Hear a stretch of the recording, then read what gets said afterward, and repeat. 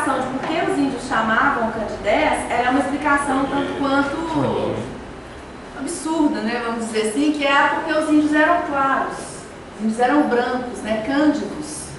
Vem daí a palavra Candidez. Então a gente já começa a verificar, que é uma questão que está muito ligada, mais ligada a uma memória, é uma memória local de ver um passado assim mais puro, né, ver um passado mais bonito, né, os índios branquinhos, né, do que realmente uma designação de uma tribo indígena. Como o senhor falou, realmente, se você, a maioria dos livros não traz essa designação de tribo Candidez. É muito difícil. Só dois, né, Fábio? Parece que existem mais. Parece que existe alguma. Quem foi o primeiro que usou essa palavra aqui nos Nelson livros? de Sena. Ah? Pesquisadores da região de Minas, tem o Nelson de Sena, tem. Ele especificamente escreveu lá, né, que Candidez seriam povoadores do Vale do Itapiry. Então a utilização do termo varia.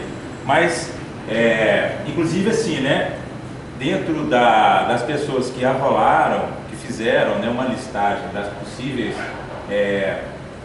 povoadores nativos do Brasil inteiro, dificilmente você vai encontrar essa denominação. Não achei mesmo, realmente. E é uma questão, eu acho, assim, para quem está na escola, principalmente com um aluno mais novinho, né? Às vezes perguntam pra gente, mas e agora? Eu sempre ensinei para os meus alunos, né, que tinha uma tribo de índios chamadas Candidez e tal.